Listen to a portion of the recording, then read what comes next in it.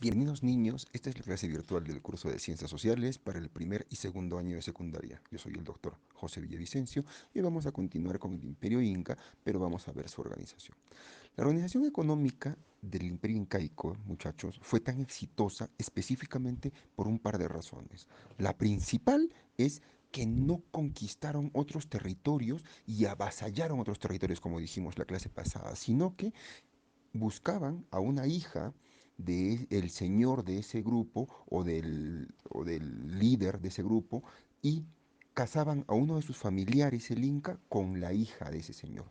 O el mismo Inca casaba a su hermana o a su hija o a su sobrina con alguna persona de esa etnia. Entonces, de esa manera había luego como un vínculo de sangre y de reciprocidad.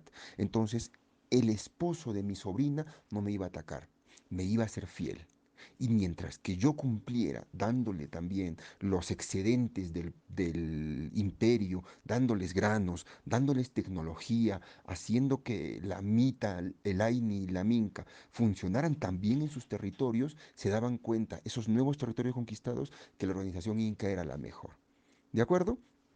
De esa manera se generó un imperio exitoso. Como les decía, hay dos principios básicos, más allá de las uniones de sangre, que son la reciprocidad y la redistribución.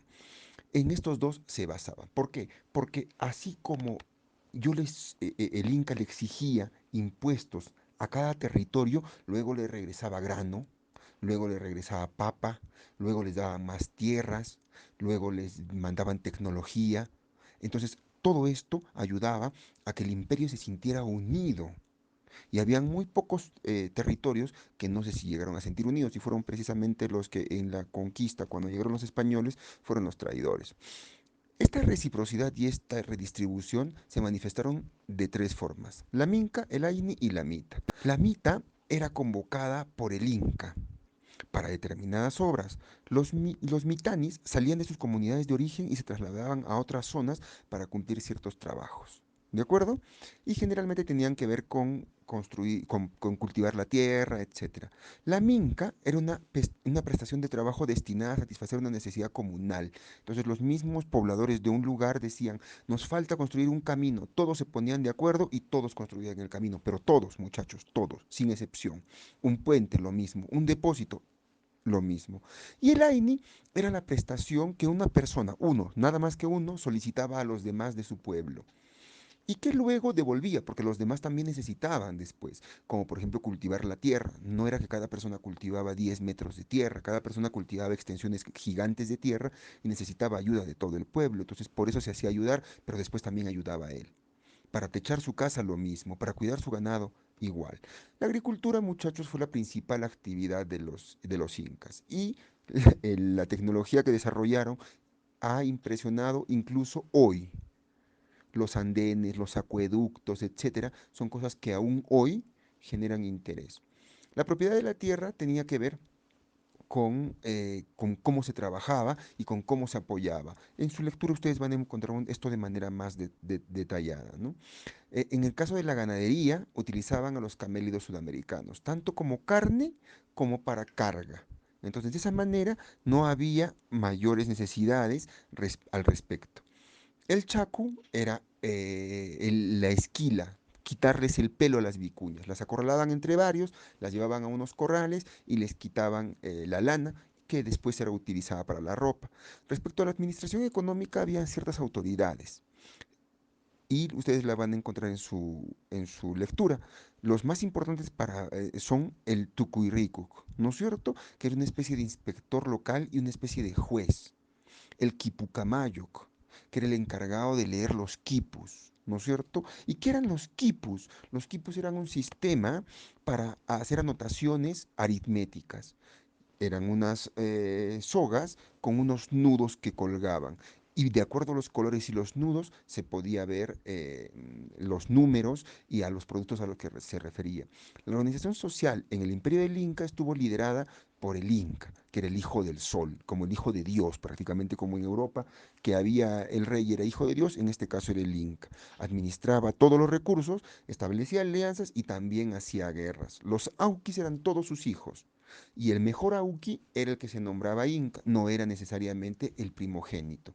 La Coya, que era la esposa del Inca, las élites que habían, la principal que estaba en el Cusco, que era la familia del Inca, la panaca del Inca, y las élites locales que tenían en cada zona, que eran como la nobleza de cada zona. También estaban los Hatunruna, que significa en quechua hombre grande, que se dedicaban a la agricultura, y en la mayor parte del incanato estaban ellos, ¿no es cierto? Y finalmente los mitimaes y los yanaconas, que eran personas que se trasladaban de su grupo social a hacer trabajos para la mita, pero los mitimaes conservaban su línea de parentesco y los yanaconas no conservaban su línea de parentesco. ¿De acuerdo? Además, se organizaron grupos sociales de acuerdo a la panaca. ¿De acuerdo? Vamos a estudiar qué es la panaca. Y también se desarrolló un sistema de organización decimal para la población. Lo van a poder ver en su lectura y tiene que ver con la cantidad de familias que había en cada lugar y de acuerdo a eso se le denominaba. Por eso es que había un conteo casi exacto de cuántas personas había en el incanato. El Inca lo sabía aún sin la tecnología de hoy, sin una computadora ni nada similar. ¿Qué fue el Ayllu, muchachos? El Ayllu fue la base social, el fundamento social y económico del incanato. Podían estar reunidas hasta 500 personas, todas con vínculo de sangre, vínculo religioso o vínculo de suelo. ¿De acuerdo? La alimentación era básicamente por maíz y papa, pero también se comía el oyuco, la coca, perdón, la oca, el camote, la quinoa y la oca, perdón, la coca fue la hoja principal, la hoja sagrada de los incas, ¿de acuerdo? Ya después hemos venido nosotros, vinieron los españoles y lo convirtieron en una droga, es otra cosa. ¿De acuerdo? También se comía pescado, pero tenían que traerlo desde la costa conservado en sal. La vestimenta del Tahuantinsuyo, muchachos, fue muy especial y ahí les dejo una imagen para que ustedes puedan copiarla a su cuaderno. Vamos a continuar con el Imperio Incaico, la parte final, la siguiente clase.